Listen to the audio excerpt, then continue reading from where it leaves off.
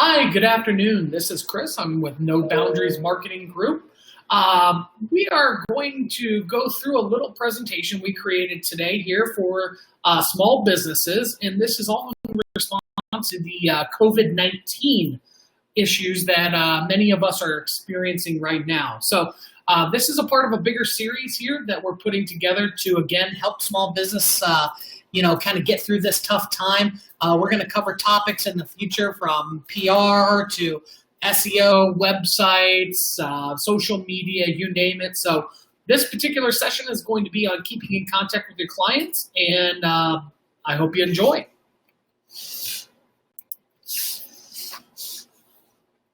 So the first thing that we're going to cover today is what to expect out of this session. So today we're going to cover topics like email marketing, Google My Business, websites, online listings. Really, obviously, nobody really prepared for this. We've been through, several crises now, 2008 housing bubble, so on and so forth. But, this one hit hard and it hit fast. And, with the government order to shut down local businesses, that's really kind of put people in a really bad spot. Again, they had no way to really prepare for what was coming. Now we've adopted a whole new way of doing business. Businesses are going virtual. E-commerce has jumped through the roof. So there's so many things that businesses have done to adapt. Really what we're doing is hopefully going to share some best practices, share some insights that maybe will help you and your business out. And if you have any questions at any point, feel free to give our office a call. Our number is 602-377-7773. If at any point you have any questions, again, advice is free. We can go through your specific situation, offer you some tips, so on and so forth. But without further ado, let's go ahead and jump into this here. So for most businesses, the thought of a government-ordered shutdown obviously was unthinkable. It hit, like I said before, it hit hard, it hit fast. And, the reality is we did it because protecting people is the bigger picture, if you will. As a business owner, without clients, we have no business to begin with. So self-care, protecting our clients is an absolute must. So while the order is temporary, if you don't act responsibly, the effects can be long-lasting. That's a really powerful statement there because, again, when we talk about acting responsibly, every decision that we make needs to be done with care. So we're going to talk about that a little bit more here in a minute. So most importantly, don't panic. It's obviously it's difficult to rationalize, what's happening. It's obviously for the greater good, but it is temporary. Things will get back to normal. This is a small blip. When we look back at 2008, yes, that was a horrible decline. A lot of people were affected by that. So by no means am I minimizing what took place, but we recovered.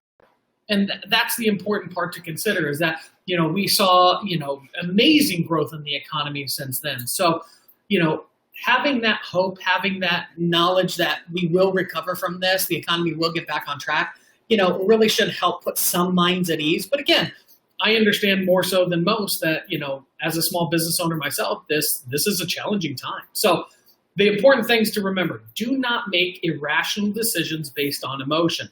I have seen countless times where businesses will come in and they will make just drastic decisions to all of a sudden lay off all their employees, only to figure out, they can adapt their business model to just change things around. And now you got to go hire them all back and hope that that talent that you had already trained and ready to go is still available. Don't get sucked into the negativity.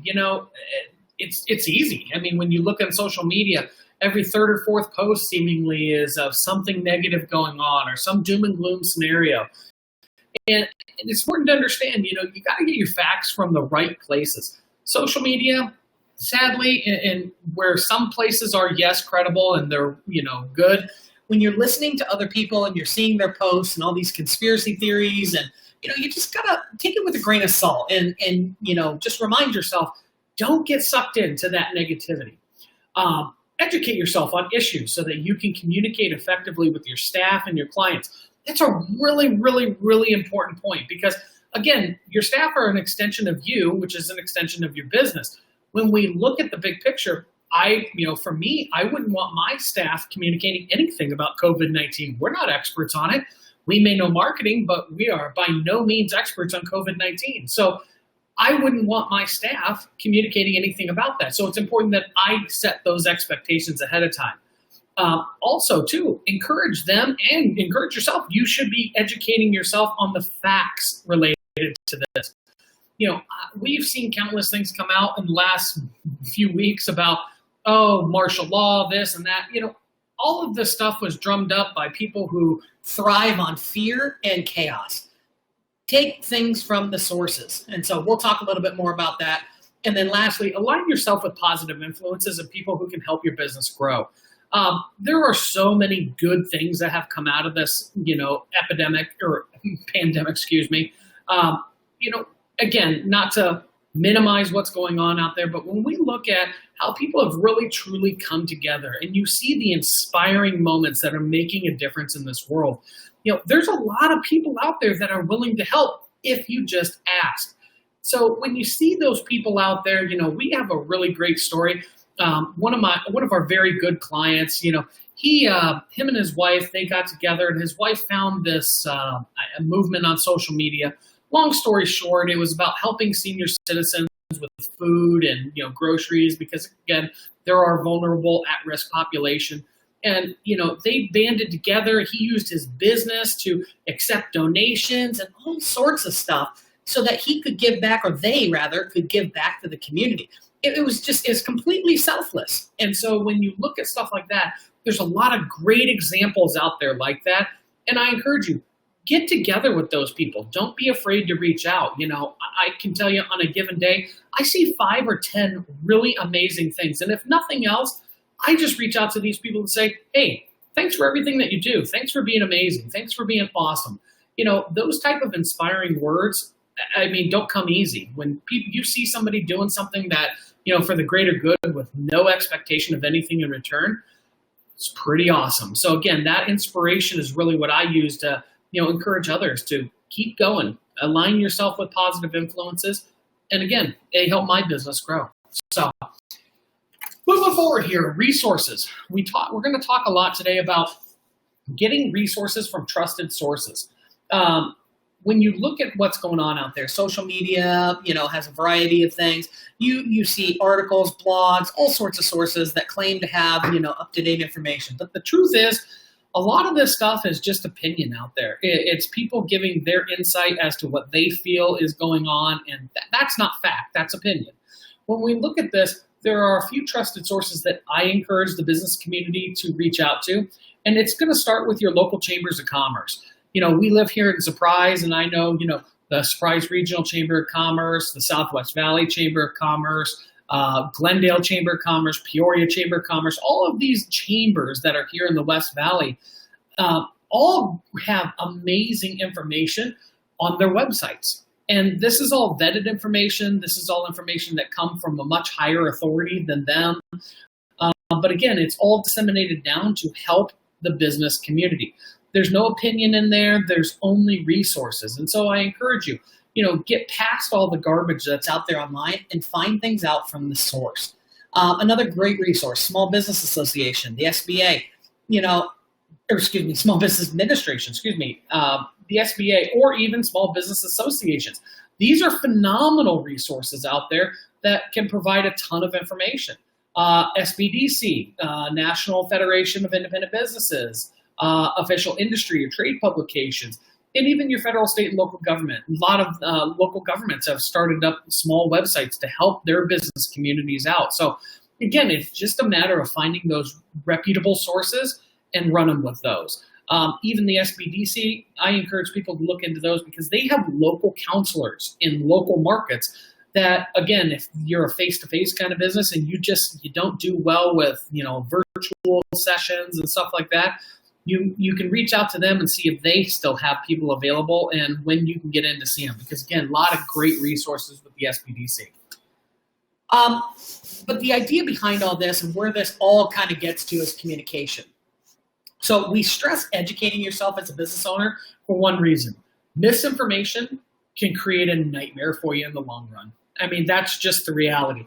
when somebody like yourself, your staff, when they have bad information and you're disseminating that amongst your clients, at the end, the truth will prevail. It's not something you want to play around with. And again, you're not saying anybody's doing anything malicious, but when it comes down to understanding the facts behind things, facts go much further than opinion. And again, we all have opinions, our staff have opinions, but when it comes to business, let's leave opinion out of this. Let's stick to the basics. You and your staff are on the front lines every day. The conversation is going to come up sooner or later, and if it doesn't, a dozen times a day already. And when people ask you, how are you affected by everything that's going on? Have you lost people? Have you this? Have you that? I mean, honestly, none of their business, but, they're trying to strike up conversation. Genuinely, your clients are concerned for your well-being as a business owner. They're doing business with you for a reason. The response that you guys provide, and I stress this, it can be a night and day difference, whether it's positive or negative, and how that customer perceives what you said, again, can be a game changer for you in the long run. I was a part of a seminar where I was listening to an example that was given, and the example that they gave was, a client walks in, they ask a very similar question to that, how's your business been affected? And the business owner went off on how, everything's doom and gloom, and he doesn't know, this or that. He was going to open up a second location, so on and so forth, but doesn't know if that's going to go through or not. Again, it's an emotional reply, and we all understand that, everybody has a bad day. But what's the perception of that client? They're going to walk out of there thinking those doors are closing. When the reality is, maybe next week, something turns around, whatever the case may be, and that second location opens and this and that. But here, that one client walked away thinking, nope, they're closing, and they tell 10 other people, and then those people tell other people, and you can see how misinformation goes viral and it gets out of control. The flip side to that is the positive energy does the same thing. And so you really, really, really want to make sure that you're getting the right message across, so that when you or your clients talk to, you or your staff, talk to potential clients, that you're communicating the right message and the right tone with the right energy. I mean, business must go on. The solution is really simple. Just take time to learn. There's all sorts of seminars that are going on constantly right now. And with all this added free time that many of us have, it's not an idea to hop on 1 or 2 a week, take a couple hours out of your schedule and educate yourself on this. Again, depending on your industry, I can tell you from marketing, we have about 25 of these a day, and that's only what I subscribe to. And I'm sure there's tens of thousands of seminars just like this every single day. But within your industry, a lot of the times there are the same type of recordings, webinars, sessions that you can attend to educate yourself on what's going on, learn some best practices, and really help avoid this, the downfall that a lot of businesses are experiencing, or at least minimize it as much as you can. But every crisis is also a chance to earn the trust and credibility of your customers, your community, and your family.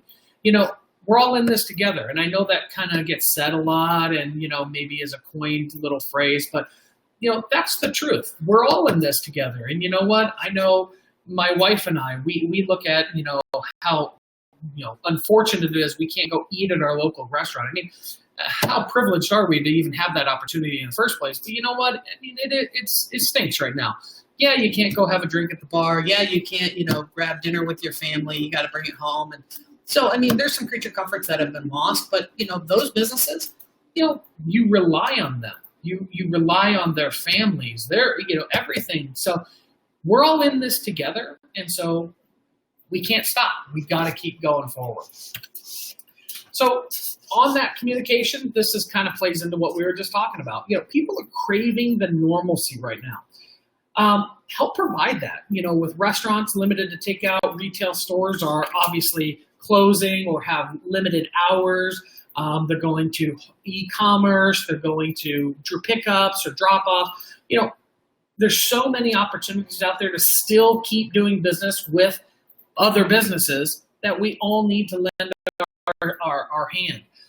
Again, help share and shed light on some of those stories out there, some of those warm-hearted little things that are going on. time to up your customer service game. Really take this opportunity to do something to better your business. Again, I know it's very easy to get sucked into that whole, negative, you're going downhill, you're not seeing the sales, so on and so forth. But there's two ways to take that. You can go negative, or you can try to do something about it. And again, I give 100% every day. So that's exactly what we've done. We've actually increased our marketing spend for ourselves as a company. We've increased our staffing to provide better customer service to our clients. These are all things, again, not every business maybe has the ability to do, but I know within each of us, we have the ability to do certain things. So, now's the time to do that. Once you have this, I also encourage businesses, you need to write down your game plan. You really need to write it down. I say that twice because it's important to write it down. A lot of businesses that I talk with, I'll ask them, the first question is, okay, what have you done? What's your game plan to mitigate potential loss?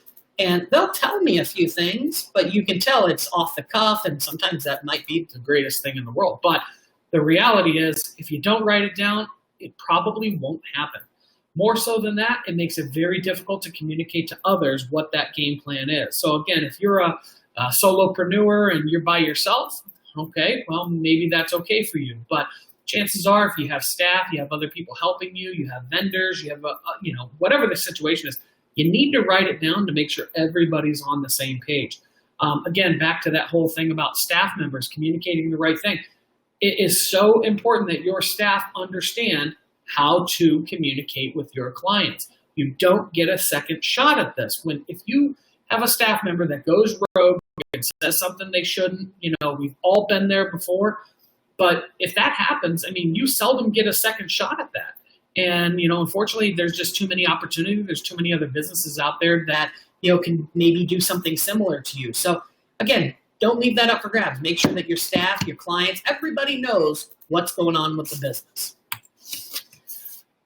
The other thing to emphasize here is consumer spending didn't stop. And in fact, we use a lot of tools to determine what web traffic looks like around, different industries, verticals, so on and so forth. And the fact is, search traffic is still going strong. People are still looking for certain things. Now, sadly, if you're, one of our in the travel industry, there definitely are some industries that are affected and their traffic is floored out.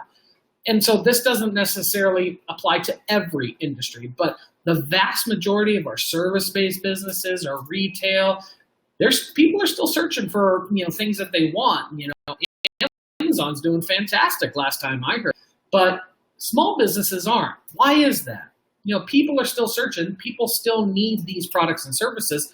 They're just choosing to turn to a platform that can provide it to them relatively easily.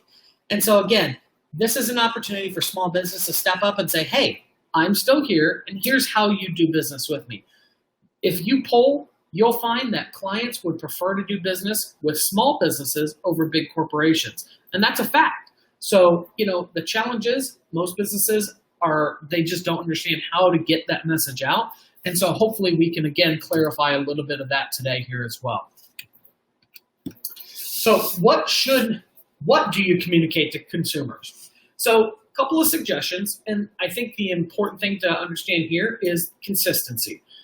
If you're going to communicate anything at all, please make sure it's consistent across the board. You don't want to tell one set of, staff members that, you're doing this and the other one gets that, or you don't want to post on one business platform that you're doing this when you're doing that, so on and so forth. So consistency is super, super, super important. Understand that there's no template for this. If you go online and you try to search for some type of statement, to put on your bit, believe me, I've done it. I just wanted to see what came out of it. They're there. But the fact is, that's not unique. That's not personal to your business. And people see right through that. I know I saw through it the minute I read it. I'm like, oh, that would be horrible if a business actually used that. Sadly, a lot of them are. But here's some recommendations.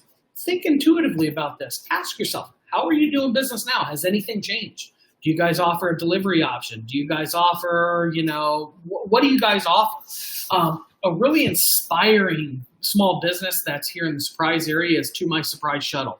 And I got to give Tom, this is not a solicited plug by any means. I've just, happened to come across it, found out what he was doing, and really thought that that was fantastic. But again, so Tom to my Surprise shuttle saw the challenges. People aren't traveling. He runs an airport shuttle from Surprise to the airport.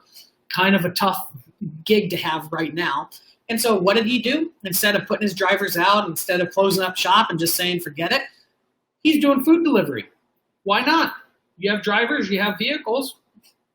There's plenty of opportunity to deliver things. So again, he's thinking outside the box. So how have you changed how you do business? Think about that.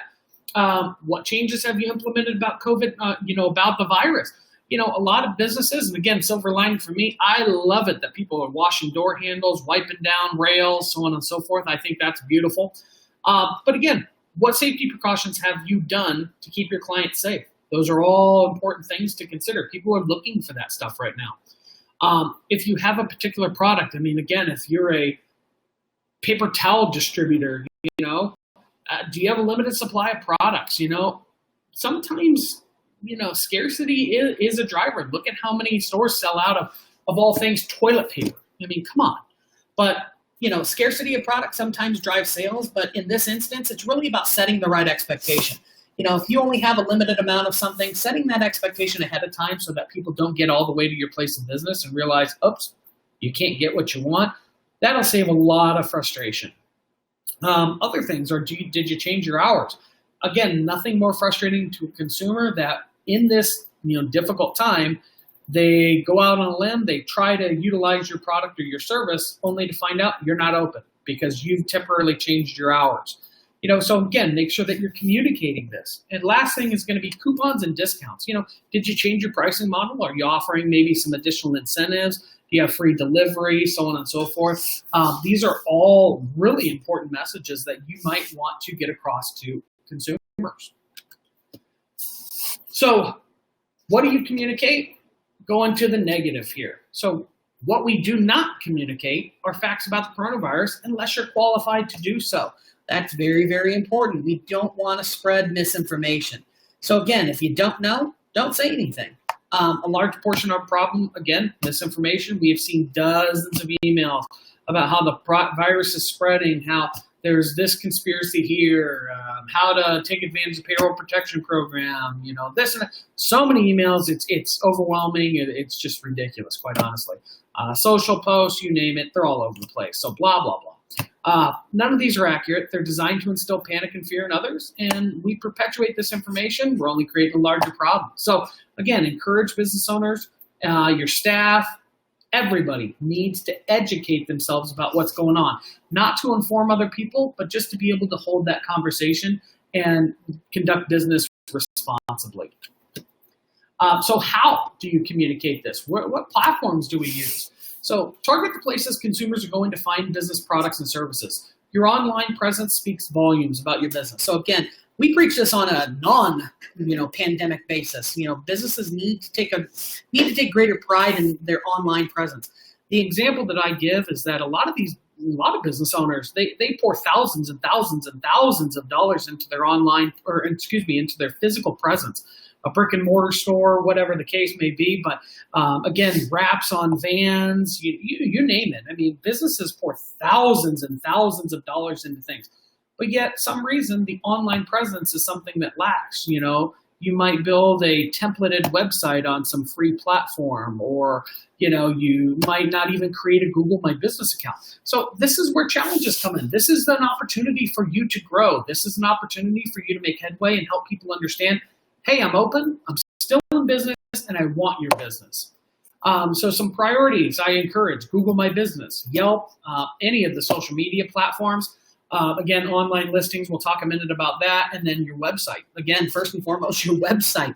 That's usually the first point of reference a consumer has, and let me tell you, I come across websites every single day that haven't been touched in years, and that's a crime.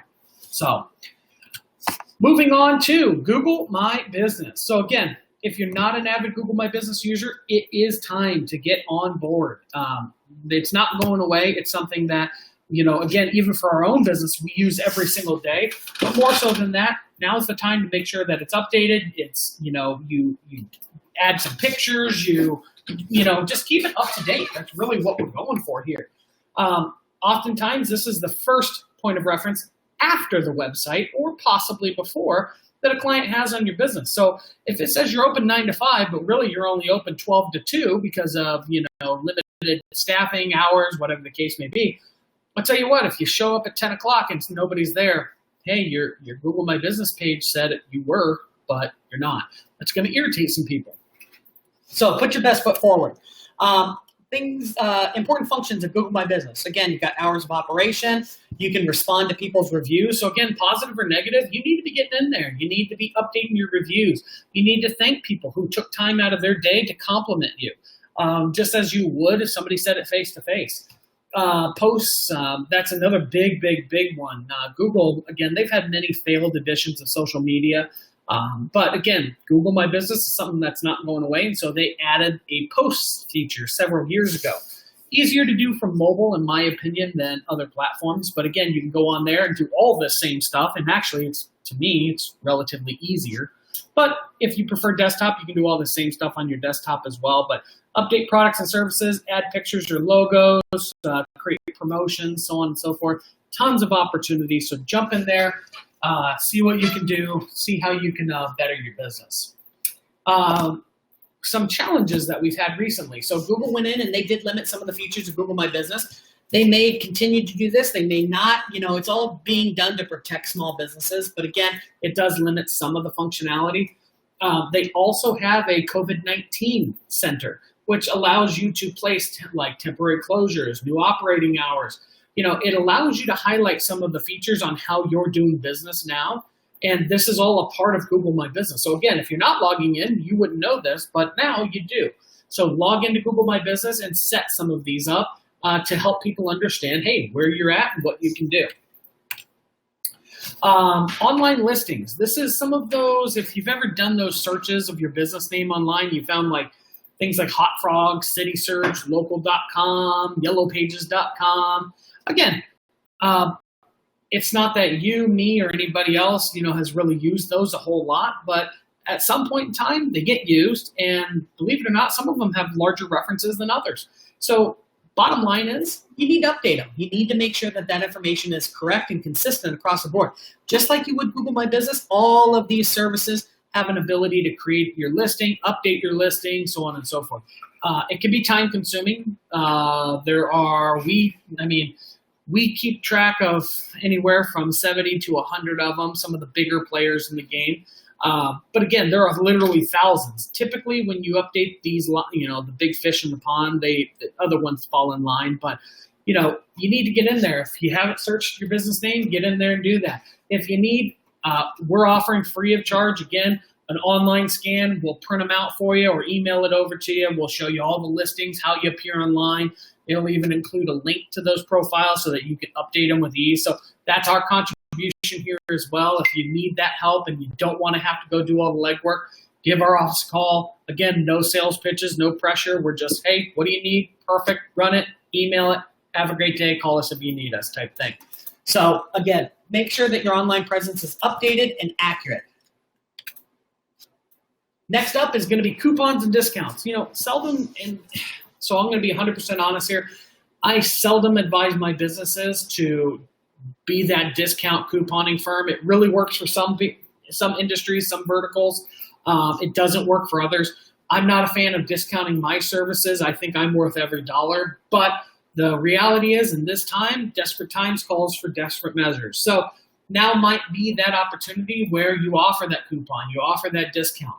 A lot of businesses, they tell me all the time, listen, we don't have the ability to offer discounts. Okay, so what else can you do? And you got to think outside the box. What else could you offer instead of a coupon, instead of a percentage off or $1 off? Maybe, and again, this is if your industry compliance approves this. There's a lot of tape, let's just say, on this, but let's just assume that maybe you can offer a $5 gift card to Starbucks for an appointment. Maybe you can offer some type of incentive to existing clients for referrals. There's all sorts of opportunity out there. Again, we just have to think outside the box on what you might be able to do to capture a little more business, if that makes sense. The other thing that coupons do is they actually, believe it or not, have an SEO value behind them. So again, we're not talking about just posting a little coupon to a page. What we're talking about is on the backside, there are a lot of coupon syndication sites out there, coupons.com, so on and so forth. These all contain valuable backlinks to a website. So again, when we talk link building, and again, I'm nerding out on some people, but for a backlink for SEO value, there's actually a little SEO attribute here that might benefit your business as well. So again, these are just, opportunities here. And again, I put that little pro tip down there. There's a variety of websites that you can post your coupons to. So again, in addition, Google Posts, social media, so on and so forth. So lots of outlets, lots of opportunity with discounts.